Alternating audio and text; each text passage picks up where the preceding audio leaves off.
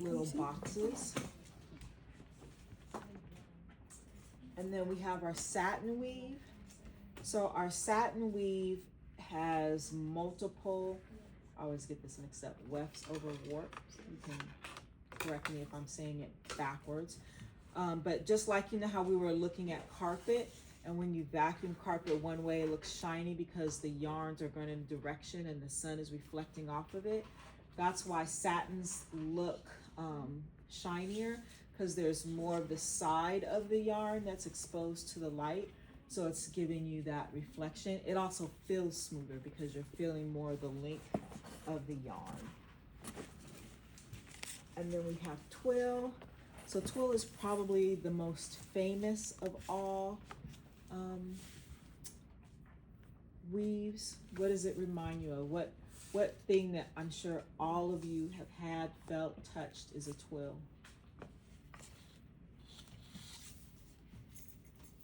That probably at least 25% of you are wearing at this very moment. Cotton is a fiber, so twill is the weave, the way the jeans. Yeah, the way that the fiber is put together. So if you look at your jeans, they go in this diagonal line because it's a twill. And then we have casements. So you can always tell the fabrics that I really like because there's a lot of samples in there. Isn't she pretty? So casements tend to be plain weaves. They don't have to be, but they're very open, meaning that you can see through them, so they let in a lot of light. A lot of time you can see the weft or the warp very distinguishably. I'm not saying that right. Distinguishably. Because they are of different thicknesses, but a good sheer, you can't beat it. Okay, so if you want to have a space and let in a lot of light, shears are the way to do that. Shears, what's important, we haven't started looking at the backs of stuff yet, but the widths of fabrics tend to be 27, like the average fabric. Doesn't have one. Average fabric is 27. Oh, this one's 54 because it's commercial. But shears will come 118 wide. Can anybody guess why? So it can go like the whole way. Yeah. So I'm kind of skipping around. But again, the same way. So this is now your spec. I'm skipping around a lot, so we'll do this again. But now remember, first you were printing your specs and then you had specs on the back of carpet. The specs for fabric tend to be clipped or stapled onto the fabric itself. And whichever way the card goes is the way the fabric rolls off of the bolt. Same way as carpet, right? So typically the bolt is 118 inches, and that's so it can get railroaded, which we're going to talk about later. But if I have a window that's 8 feet high, now I have a wide enough piece of fabric that I don't have to have a seam in it. Because when you have a sheer, you would very obviously see the seams. It'd be really ugly, right? So a lot of times if you ever go to hotels that have really, really tall windows, there'll be a part of the curtain at the bottom that's solid. That's because the fabric wasn't wide enough and they had to put a seam in it. But if you put two pieces of sheer together with a seam, it'd probably be pretty ugly. So that's why they come 118, so that you can railroad it this way and not have any seams in your drapery. So then we have tapestries, which have a lot of texture on one side, but then you can see all the floating wefts on the other side. So they're sort of delicate on one side, but really sturdy on the other.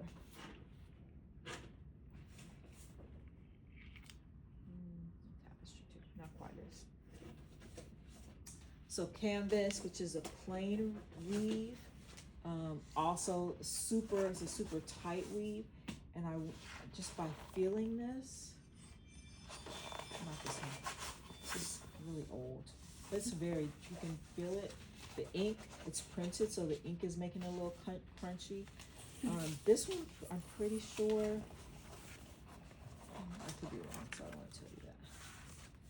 But these feel like exterior fabrics because they're so tightly woven. So chintz is typically cotton, and it's kind of out of style now, but I like to show you anyway because I'm sure it will be back. They tended to be heavy floral patterns, but what makes them chintz is that they have a spray put on them and then they're pressed really heavy, so they kind of have a sheen. So they have you can kind of see the fabric has kind of a shine to it. So the definition of chintz is that it has that shine. Typically they come in those floral patterns. And then we have moire, and the moire is the same as what we saw in wallpaper. It's that actual watermark print. And it tends to still be scratchy. And then we have velvet. So who doesn't love a velvet? So this is like a velvet. It had a base fabric and then the velvet was punched into it. So it's kind of like our carpet that has multi-levels. And then this is our typical velvet. Everybody loves velvet.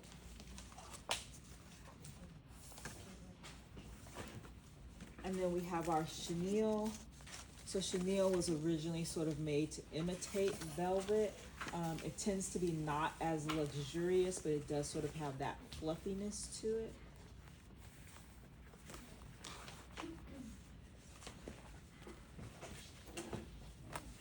And then we have crewels. So crewel again has a base fabric, and then the pattern is literally just stitched into the base fabric with different colors of yarn. It tends to be pretty delicate because those strings can be pulled. So it tends not to want to be all over like a sofa, but you could definitely put it on a accent chair or a pillow. Oh, this is really long. So, maybe not. It's not my favorite example. Okay, so colorways. So when you're purchasing fabric, just like if you were purchasing a purse or a pair of pants, it'll be the exact same fabric, but just in a different color. So that's called a colorway. So all the fiber, all of that exactly the same, except it's in different colors. And so either those are commercial fabrics, so it's kind of shown in these little squares, as opposed to a residential fabric may give you different or larger swatches, but again, same pattern, just different colors.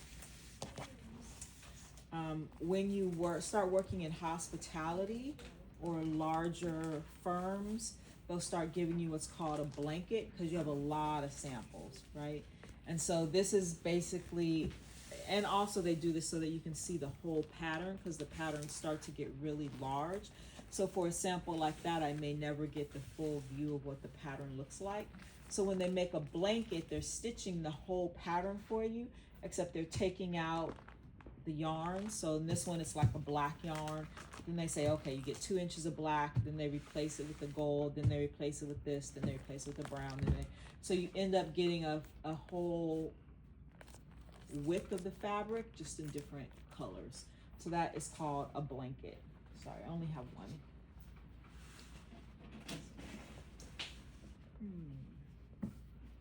So the hand of the fabric, and again, as I'm going through, you guys see me going like this because I just like the way things feel.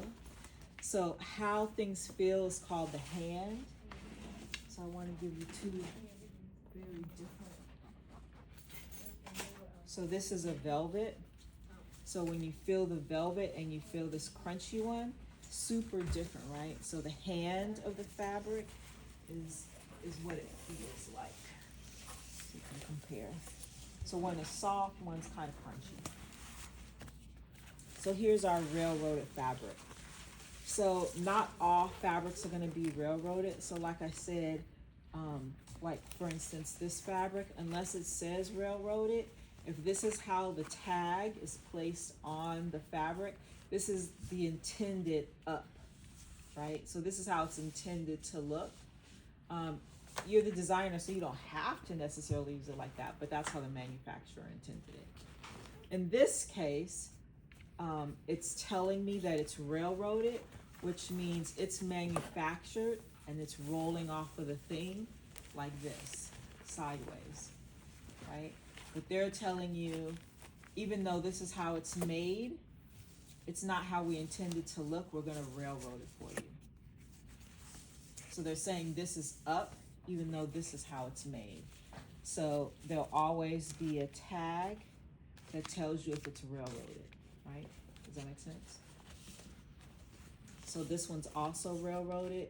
So that means it's made like this, technically. It comes off horizontally, but their intended use for it is vertically.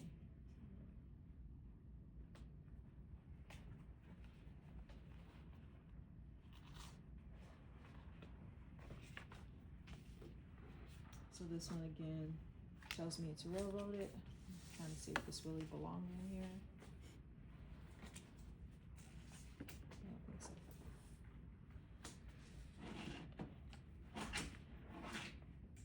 So edging, when we talked about construction of a sofa, basically this goes on the edge of the wood so that it sort of gives it a soft edge, so when the upholstery goes over and your leg starts rubbing against it, it doesn't cut the fiber and gives it a softer, rounder edge. I'll use my other silk.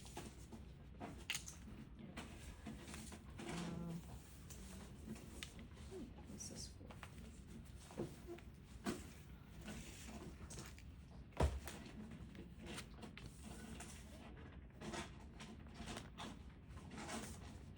I don't know if we talked about, what stuff is missing? I don't know if we talked about blackout curtains. So I don't know if you, when you go to a hotel, there may be two different layers of fabric, and one of them completely darkens out the room, and it's because the liner is a blackout, meaning it's heavy enough to keep all of the sunlight out of the space. So you can always specify that. Oh, let's get that, put it in. So just like we saw on wallpaper, there is a selvage. I don't know if we called it a selvage when we were doing wallpaper, but with fabric, it's the same. So basically it's this edge that when you're sewing or creating your pillow or whatever you're doing will get trapped in the seam. So you never see it. But this is really a nice part for designers to have and to cut off because it has all the different colors of dye.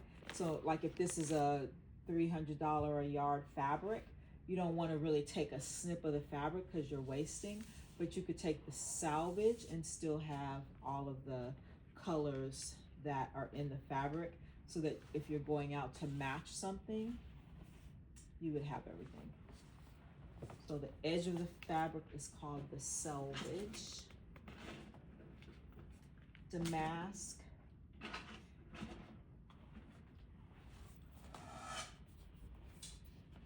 Did I talk about jacquard? Okay, because I always mix them up. I can't remember which is which. But when I look at this one's a little harder to notice. But this is a damask. So when I look at this, the background is plum, but the decoration or the design is gold. But when I flip it over, it's exactly the same, except opposite on the other side, right? So that is damask. And I think this is a damask as well, yeah. It's a little harder to tell with the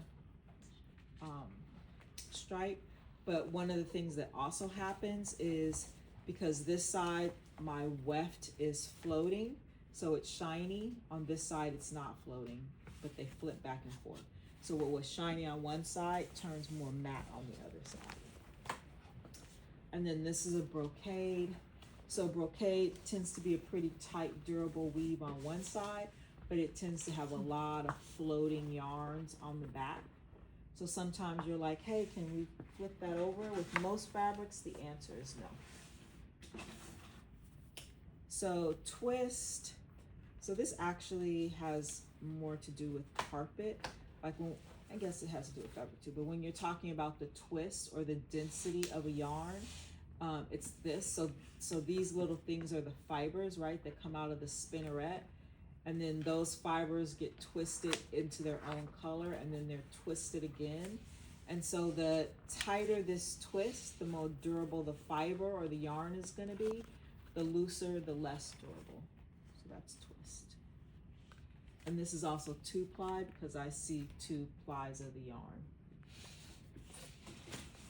And then we have leather. I don't talk that much about leather. Anybody want to know anything specific? I used to be vegan. I was vegan for a really long time. Actually, I don't think it's been a year I started eating meat again. So this lecture grossed me out a little bit, and it still kind of grosses me out a little bit. Okay. But if you want to know about it, if you have questions, I can answer them. Just look it up. So this is the inside of the cow skin. Isn't that gross? This is, so suede is basically leather turned inside out. So you're wearing the outside of the cow skin. So we kind of already knew this was the exterior, but how you determine whether or not it's a quality leather is the size of the pores. And so when you look at your skin, you're like, I have pores. So it's weird to me now. I don't own anything leather, but it's creepy, right? That's creepy. It just is. I think this is just this is cool pile. So this is kind of a cool fabric. It shows you what it looks like on the back. I have no idea. Oh, I know what this is for. So I'm gonna grab a box actually. Yeah, and yeah, this one's leather and hides. So when you select your fabrics, you're going to take this and take it to the photocopier. Most of them have the manufacturer on the back too, but some of them may not. So you're gonna need to copy maybe the front and the back. And our copier is in color, so I want you to actually get the print too.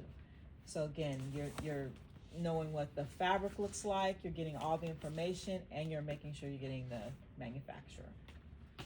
So when I flip it over, everybody sees a pattern name.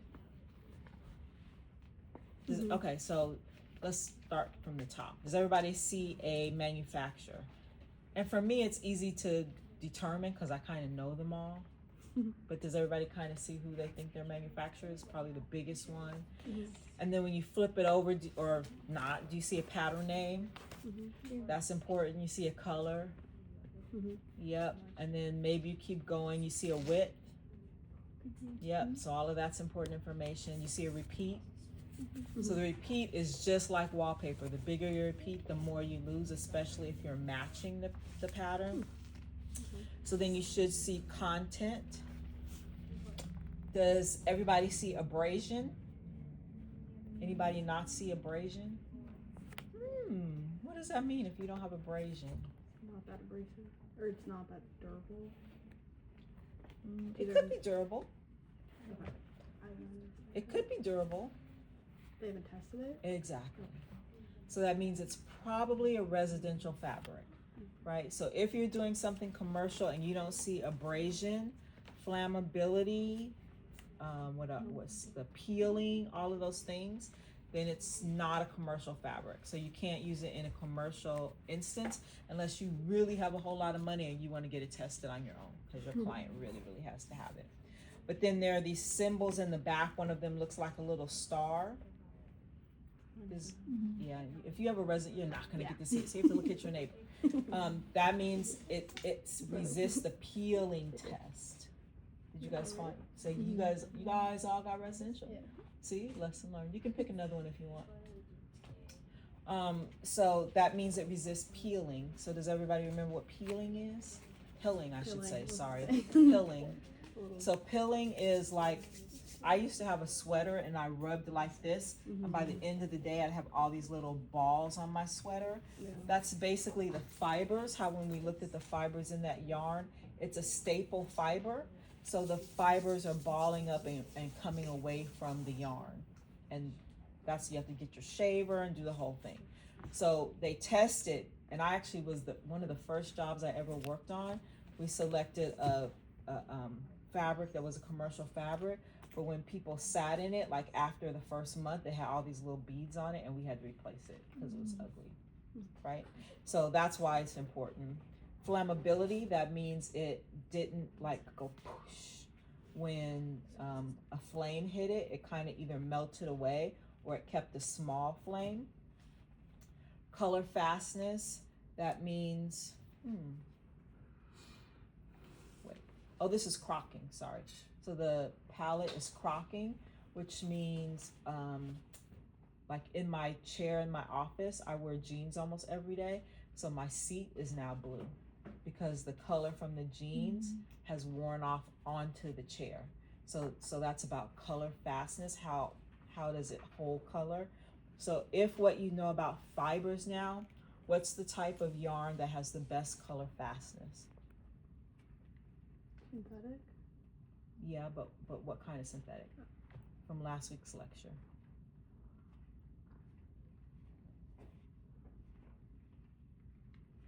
The quiz is now. Which one resists sun the best?